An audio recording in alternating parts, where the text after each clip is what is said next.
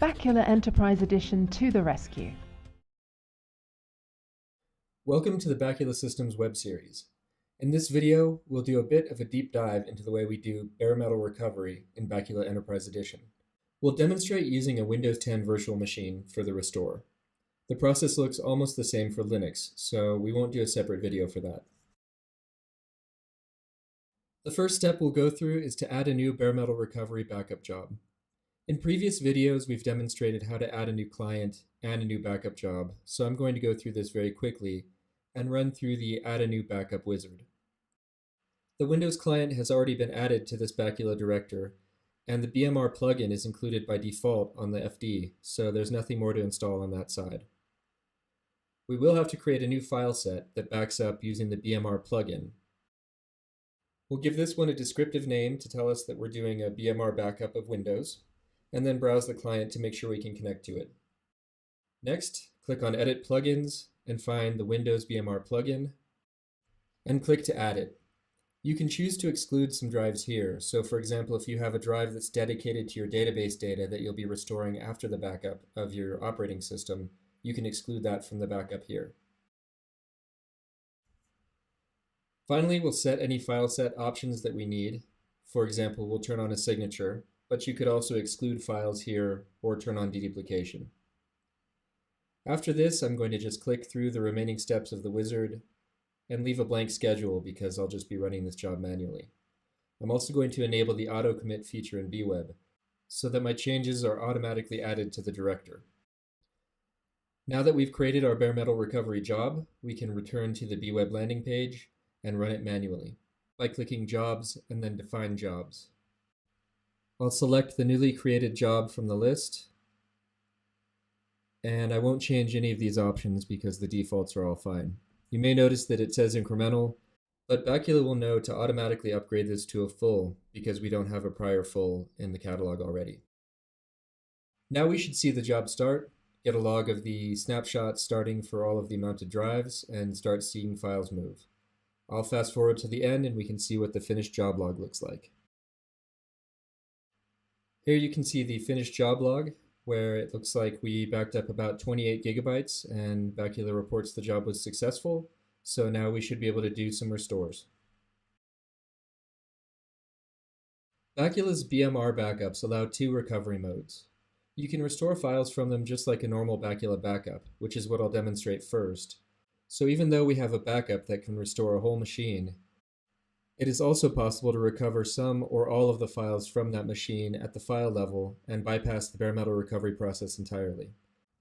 For database and other application backup and recovery, it's usually best to run your bare metal recovery on the operating system, restore that, and then restore the database with the appropriate database plugin from a separate backup.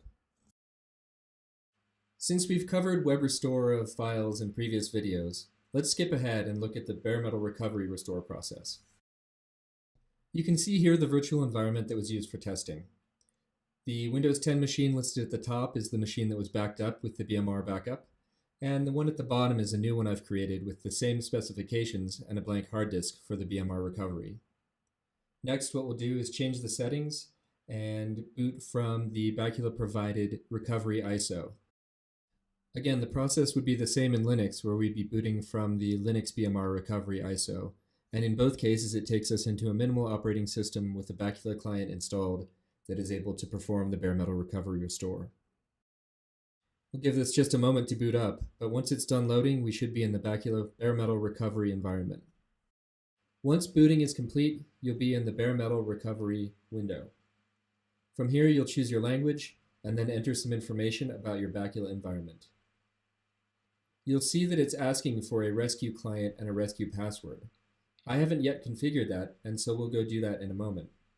You can pre-configure all of these settings in your BMR recovery ISO so that when it boots up, everything is already populated. Now let's head back to BWeb into the configuration mode and quickly add the necessary client and console entries so that the BMR client can authorize with the director and begin the restore. Fortunately, we have a very easy wizard to set this up in BMR. It's called the Setup BMR Console wizard, and you can simply give it a name and a password, and BWeb will create the necessary entries and reload the director. Here we can see the new console that was created and the new dummy client that was created to allow the BMR recoveries to happen. This can allow you to provide much more granular control and restrictions if you want to have certain users or departments have access to do BMRs on their own. And here we can see the recovery window populated with all the necessary information about our rescue client, rescue console, and the director. When you click Next here, the client inside of the BMR session connects to the director and brings up the selection list for the clients that are available for recovery and the jobs for that client. Here you can see I only have the one job to restore that I just ran, but you normally may have quite a few in this list. Next, Bacula will begin to build the information necessary to run the BMR recovery. The first window is the partition window. The left pane should show a matching set of partitions from the source and destination disk, and on the right, a choice of which of the backed up mount points you want to restore. You can also do your partitioning manually here, but it is not recommended. In the next window, we can verify that our backed up objects, such as Linux mount points and Windows drive letters, are going to be restored to the correct partitions. If they're not correct, you can swap them around here. Once you're satisfied that everything is in the correct place, click Next to begin the restore. The restore process will run, and when it's complete, you should see a pop-up window that looks like this to say that the restore is successful. You can view any messages here to see if there are any errors in the backup process. As you can see, I had some password issues initially, but otherwise everything looks fine. We'll click Finish and Reboot, and this should bring us back into a working system. And here you can see the boot process for our restored Windows system. I've sped up the video just a bit so that we can see me log in, and it looks like everything is working. If you have any questions about how Bare Metal Recovery can help you with your disaster recovery plans, please don't hesitate to contact us. And I hope this video has been helpful. A free trial of Bacula Enterprise Edition is available from our website, baculasystems.com, and includes guided exercises walking you through different operations within Bacula Enterprise. For more videos, please see and subscribe to our YouTube channel, and thank you for watching.